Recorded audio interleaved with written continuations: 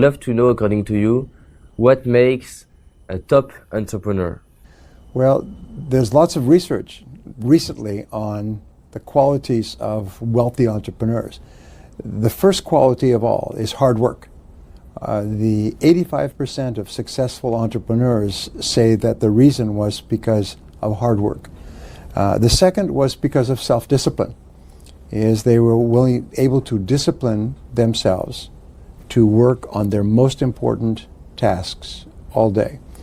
The third was persistence in the face of resistance, difficulties, setback, failure, loss, and so on. So if you took those three, they would be 90% of success. Is first of all hard work, second of all self-discipline, third of all persistence. And let's talk about discipline, because you are someone very disciplined, and it's very inspiring. And a lot of people are reading books about what they can do in the morning, what they can do to achieve goals. But what are your triggers to be disciplined every day? How do you do that? Well, the starting point is to plan every day in writing, on paper. If you do not have a written plan, then it will be like driving on a slippery road. You will go all over the road. The second thing to realize is there's only three things you do each day that account for 90% of your value. We call these the big three. Sometimes I teach it as the law of three. There are three activities that account for 90%. Everything else you do accounts for 10% or less. So you have to ask yourself, what are the three most important things that I do in my work? And then you have to discipline yourself to start with the most important task and work on that task until it is complete. And it's a very simple principle, but it is the beginning and the middle and the end of success. Decide on your most important task, begin immediately, and work on that task with self-discipline until it is 100% complete. In life, it's a very simple principle, but all success comes from completing tasks. It's not from working at tasks, it's from completing tasks. It is only when you complete tasks that you are successful. So then you have to ask, what are the most important tasks that I should complete? And you do that every day? Every day. So the tasks can change every day? Yes. And the rule is do not check your email before 11 a.m. in the morning. Because if you check your email, you will have new ideas, new projects to manage. And it will be 5 or 6 o'clock in the evening and you're still checking your email. So the email should be used very carefully, because email is a great danger for distraction. And distraction is the opposite of discipline.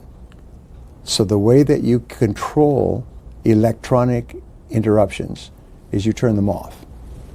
Turn off your computer, TV, Skype, Facebook. Turn them all off so that you can work on those activities that generate the most revenue. Okay, just to sum up, to summarize, to be sure to understand. You wake up and you wonder and you ask to yourself, what are my three main priorities? I shut down everything, TV, Skype, Facebook, electronic device, to focus only in my three actions or three projects until 11, right?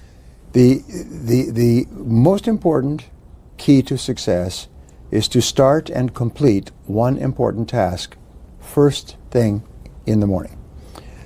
If you eat the frog. If you try to do many things, you end up doing nothing. So you make a list of all your work before you begin, and then you ask, if I could only do one thing on this list, which one activity is the most important? And then you do that activity, only that, until it's complete.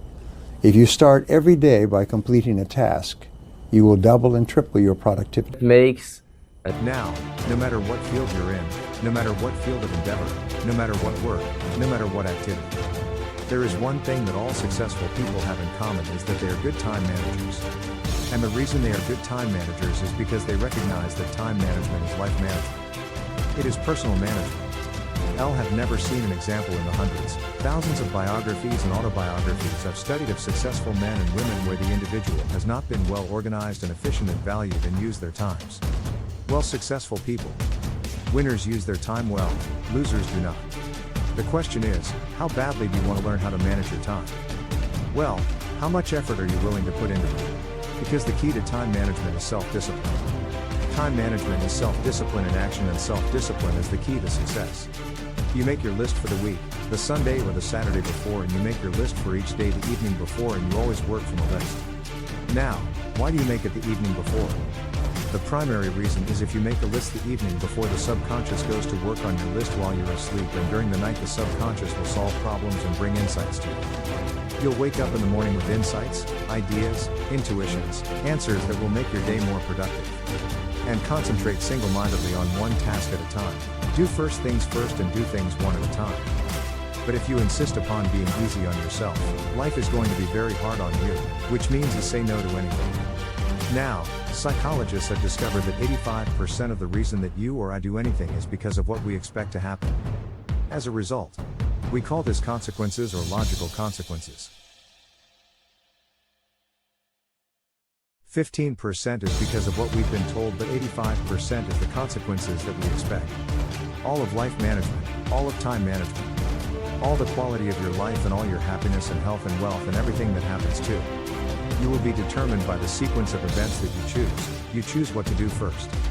Give you a very simple example: when you come home at night, don't turn on the television. Speak to the people who are there, communicating. Talk to them, rebuild relationships. What do most people do? Men especially turn on the television? As soon as you turn on the television, all family communication stops. It's all over, and sit there and watch television. Because you may be physically present, but you're mentally and emotionally absent. These are all things that you can learn, and when you learn these things, the quality of your life explodes. And the wonderful thing is you feel wonderful about yourself, and your self-esteem goes up. Your confidence goes up, your sense of personal power goes up when you're a productive person.